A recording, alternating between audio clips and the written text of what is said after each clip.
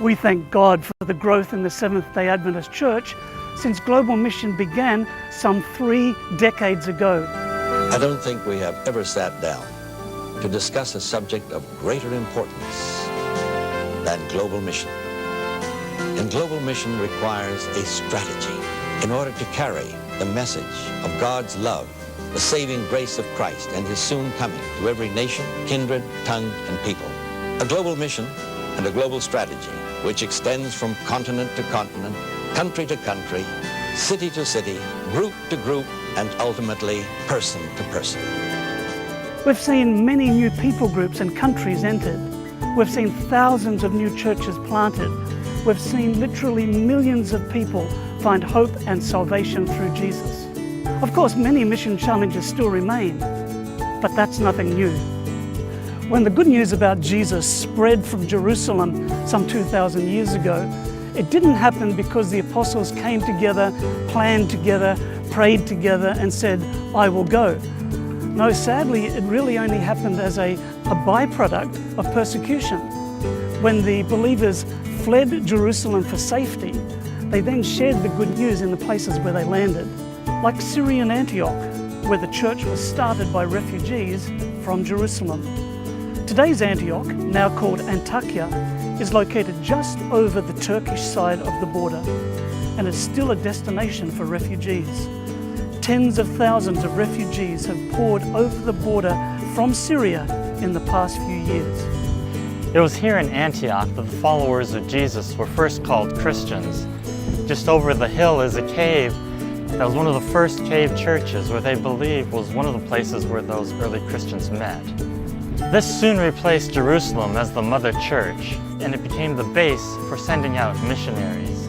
The Apostle Paul launched his missionary journeys from here, planting churches throughout Turkey and the then known world. Today, Antakya is in the heart of the 1040 window, one of our most challenging mission areas, where more than 60% of the world's population lives. In this window, there are some 7,000 unreached people groups. They're considered unreached because they don't have enough of a Christian presence to continue without outside help. In this window, you find some of the world's poorest people and also some of the world's richest. It's also home to the world's great religions, with only a handful of Christians. In fact, right here in the Middle East, there are cities of more than 1 million people, and not one single Seventh-day Adventist. Of course, our urban mission challenge is not limited to the Middle East or the 1040 window. In Africa, Asia Pacific, the Americas, Europe, cities where the majority of the world's population now live are our new mission field. And of course, the cities are home to every nation, kindred, tongue, and people. In any large city today, you'll find ethnic enclaves or neighborhoods such as Little Italy, or Chinatown, or Little India, or Little Korea. The list goes on, because people like to stick together. And in the large cities, you will also find every conceivable religion, or belief system, or non-belief system. And it's this last group, the non-believers, the secular, the post-Christian, those who live their lives without any reference to God. It's this rapidly growing group that is a particular mission challenge. How do we even begin to reach people who don't believe in God and have never even seen a Bible? How do we even begin to reach people who are rich and increased with goods and feel as if they have need of nothing? These are questions that have confronted the church in Australia, New Zealand, Europe for many years. Now they're starting to confront the church in every world territory. Behind me is St. Mark's, which was built in the 1820s as a Church of England chapel. Today, it is no longer a place of worship. It is the Mercato Mayfair. It's a food hall where people come to eat, to drink, to socialize. And it's like hundreds of other former churches throughout England, throughout Europe, that no longer serve their original purpose. They have become apartments, they have become restaurants and bars and art galleries and yoga studios, everything except that original purpose. And they are symbolic of the new post-Christian society that we are facing. Today we look at the growing secular and post-Christian populations. We look at the adherents of other world religions and the people groups of the 1040 window. We look at the cities. In the face of such challenges, many people see walls, but we see opportunities. Many see the lack of funds, but we see the source of all funds. Many see our weakness, but we see His strength. And God has invited us to participate with Him in His mission of salvation here on earth. Who will say, I will go?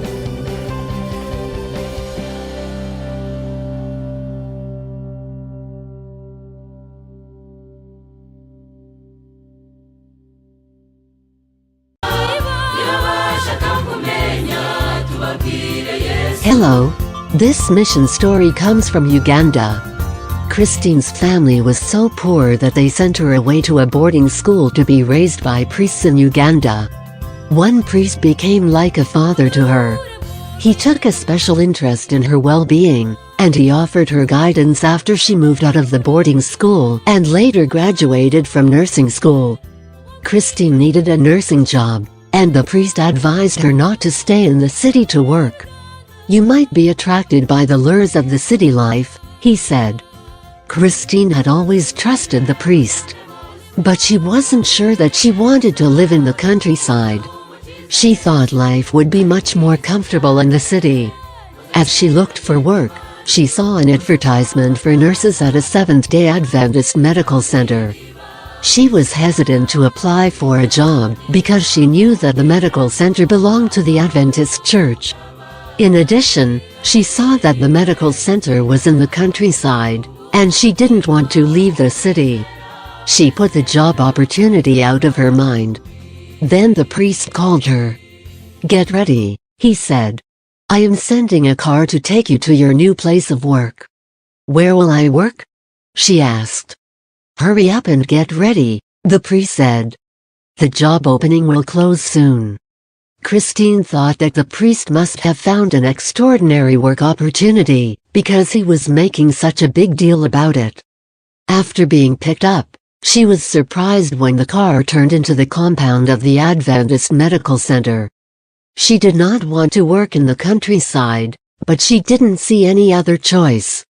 She reluctantly accepted a nursing job at the medical center, and she moved into local housing. Christine experienced a series of shocks at her new job. First, living in the countryside felt like prison to her. Second, she was astonished to see people worshiping on Saturday. She couldn't imagine that God was present in such a community. It turned out that the closest church belonging to her denomination was too far away to worship at on Sundays. What can I do other than sit here in isolation? She thought. A steady flow of Adventists came to Christine's place to visit and pray with her. Every Sabbath, they sang, prayed, and studied the Bible with her. Christine's heart was touched by their kindness. She enjoyed singing with them. Her heart slowly opened to the Adventists' unfamiliar worship style, but she worried what the priest would say if he knew. Church members continued to visit her, and she persistently ignored their calls to join the Adventist church. After 3 years, they stopped asking. During that time, Christine reflected on their appeals and what she had learned during Bible studies. She even convinced her own sister to join the Adventist church. They teach the truth, she told her sister. Christine stopped going to her church, but she still wasn't willing to join the Adventist church because she couldn't bring herself to worship on Saturdays. One Saturday morning, a church member invited her to go to camp meeting. The invitation was like music to her ears. This is my day, Christine thought. She secretly took a change of clothing with her. She had seen many baptisms over the past 3 years, and she knew what to do. When the pastor made an altar call, she walked to the front for baptism. Everyone who knew her was surprised. She had not told anyone about her desire. Christine came out of the waters of baptism filled with joy. Today, Christine credits God for bringing her to the medical center, whose full name is the Njwanga Seventh-day Adventist Dispensary.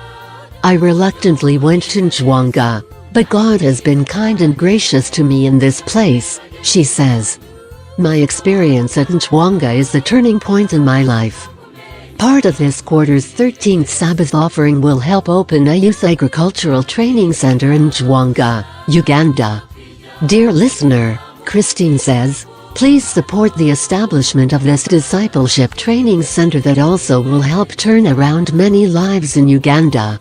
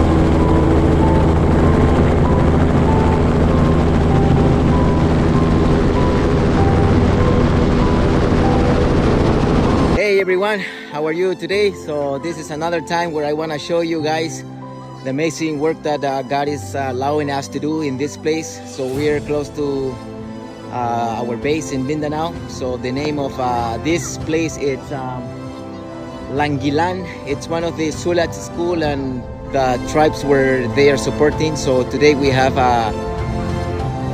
missionaries from them that they will do medical assistance. So I will show you what else we will do. So thanks God that we land safe, and we will keep working here.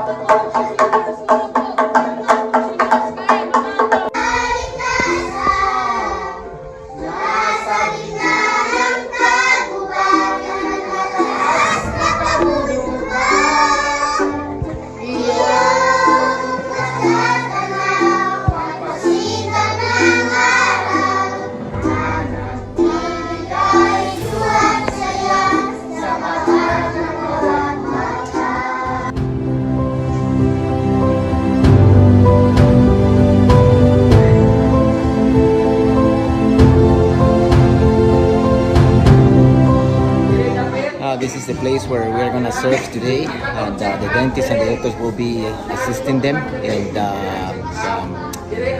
some of the issues that they have.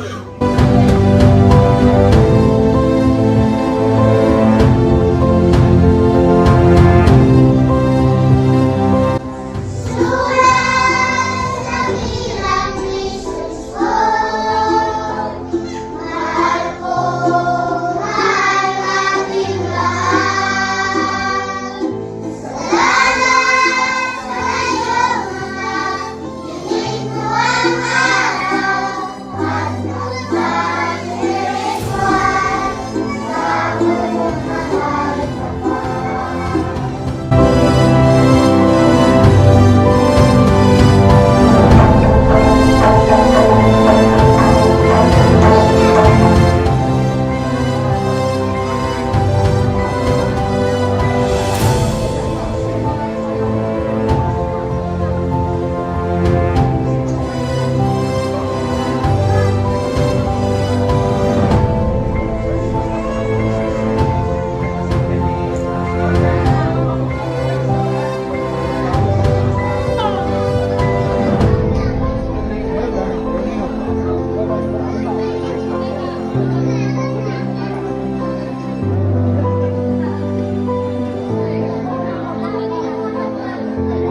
Balik. Daot na. Mali ka sakit. Ang bangag no.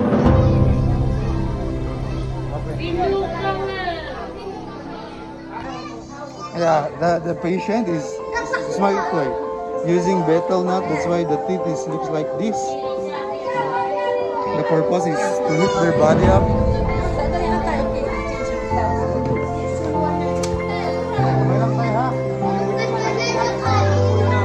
Oh, puton, barayo. Ano galyok tayo?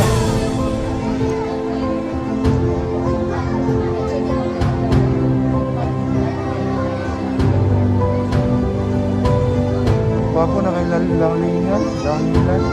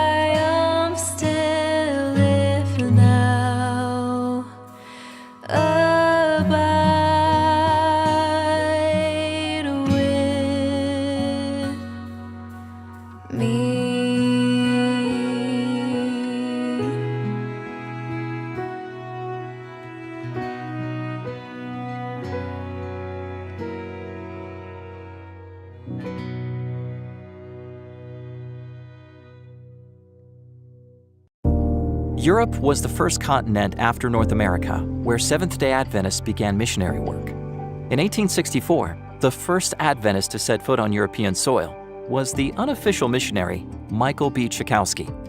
He first worked in the Waldensian valleys in northern Italy and later in Switzerland, where in 1867 he founded the first Adventist church outside North America in Tremolon. In 1874, John Nevins Andrews, the first official Adventist missionary, arrived in Switzerland to continue the work of Czachowski. Today, Switzerland is part of the Inter-European Division of the Seventh-day Adventist Church. This territory includes 20 countries with almost 200,000 Adventists. There are Adventist publishing houses, schools, media centers, hospitals, and other institutions within this region.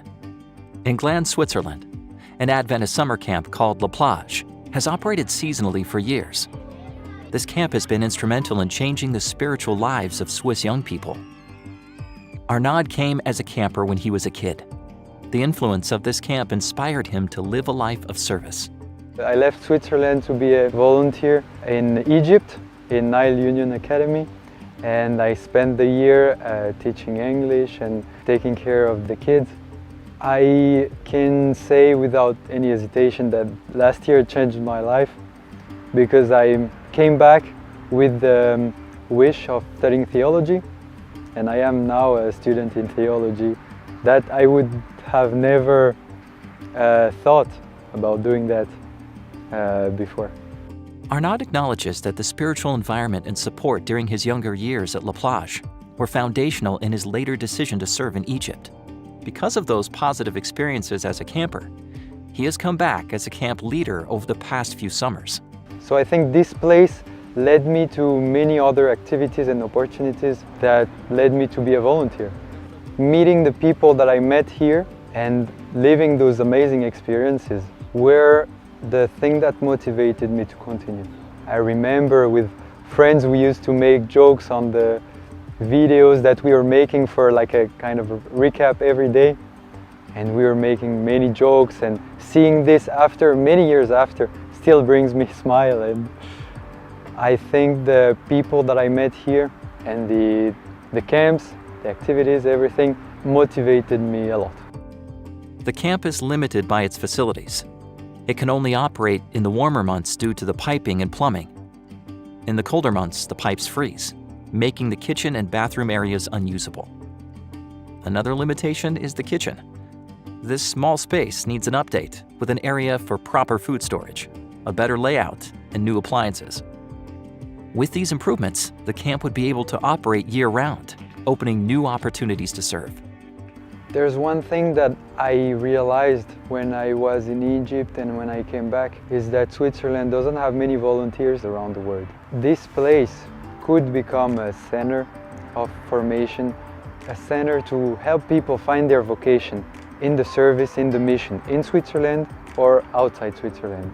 But I know that in the churches here, we have many young people that don't know really what they want to do with their life.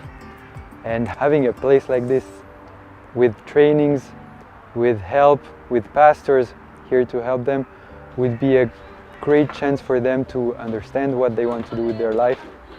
And I can take me as an example. I never thought I would study theology before. My purpose is defined. This place could become a great chance for young people and members of the church or outside of the church to understand the mission and the purpose that Christ is asking us to follow. This quarter, a portion of your 13th Sabbath offering will go to the renovations of La Plage. Your contribution will allow more programs to occur year-round and expand to more age groups. Please pray for this project in Switzerland. Thank you for your support of the offering that makes a difference in the lives of people like Arnaud.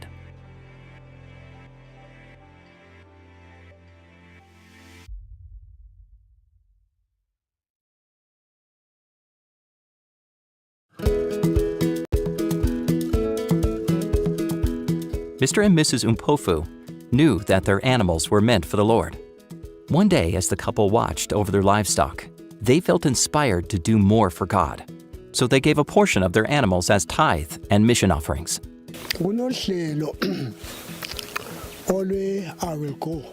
What moved us as husband and wife to not just give our tithe, but also a bull as offering, is the current GC strategic plan of I Will Go.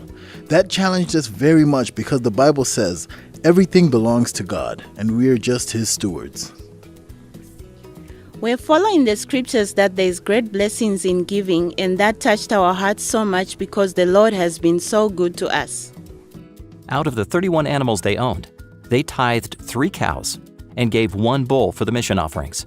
This gesture not only encouraged the visiting church elders who collected the animals, but it caught the attention of neighboring church members as well. Several others have pledged to contribute more to the mission offerings because of Mr. and Mrs. Umpofu's example. The mission offerings make a huge difference around the world and can make the greatest impact when given faithfully and regularly.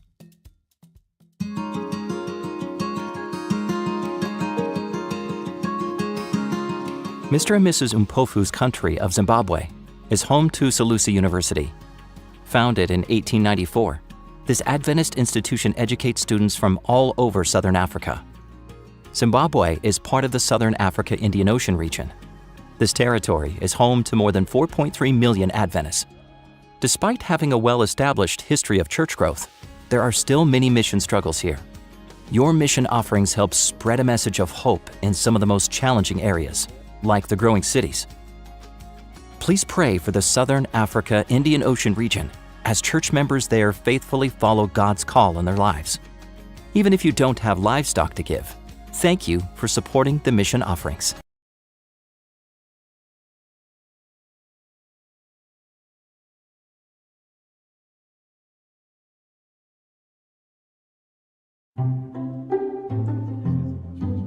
Every weekday, Tiago walks his daughter Laura to the Setúbal Adventist School in Portugal. When he was younger, Adventist education had a profound impact on his life. Foi numa fase muito atribulada da minha vida. It was a very troubled phase in my life, where things were complicated for me and my family. And literally, I can say that the Adventist Church, Adventist education specifically, saved my life because I was going down a very dangerous path in many ways. Tiago grew close to his classmates and teachers. Because of their positive influence, he invited Jesus into his heart. To this day, he's an active member of the Seventh-day Adventist Church. So when it was time to send Laura to school, Tiago knew just where to enroll her. This was a decision that me, my wife, and God made. It would be unthinkable not to put my daughter in an Adventist school, even though it lacks the great facilities of other private schools and even public schools that we have here. The Setúbal Adventist School was opened in 1983. It's attached to the Adventist Church building in a historic part of town. The space is limited to a common indoor area, an outdoor play area, and 2 modest classrooms that house 4 grade levels. It's a very small school with few resources. We try to give the best possible to the children and try to beautify this little space as best we can. But we know that they need more, and that they need other things that other schools already have. And that's one of the challenges we have right now. Each morning, students meet in the common room to start their day with worship. They sing, pray, and study the Bible. This is where many of these kids start developing a relationship with Jesus. It all starts with a core team of dedicated teachers. I can teach them not only knowledge, but also for them to grow as individuals and grow spiritually. It's very good because it interests them, and they sometimes look in the Bible and they discover things. And they're glad they managed to find it. It's very special. I learned that He cares for us and watches us when we are sad or alone. We should love Jesus, and that Jesus was a good person when He came to earth, and that He will return to get us. I've learned to love Him and that he will come back to take us with him to heaven. Adventist leaders in Portugal dream of expanding the reach of Adventist education to more people in Setúbal. We have an education that is concerned with the whole child, with their development, not only in their academic skills, but also in their spiritual development. And every day we want to show them the love of Jesus, that Jesus came to this world to save them, and at the same time that they can transmit this knowledge to their families. So our schools are essentially for children who don't know the Adventist message. In our school, we currently have 37 students. Only 9 are Adventists. This is an opportunity that we have daily to show these families who Jesus is.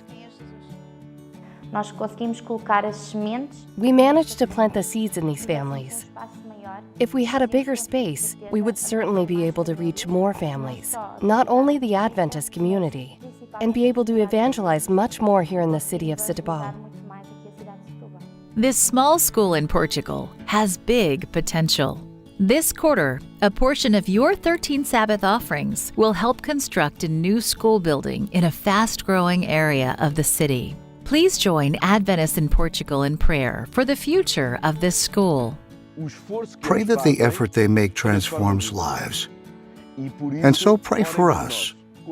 Contribute to making this work possible. Because what we're doing here is transforming lives and taking children to eternity. Thank you for supporting this project by giving to the 13th Sabbath offering.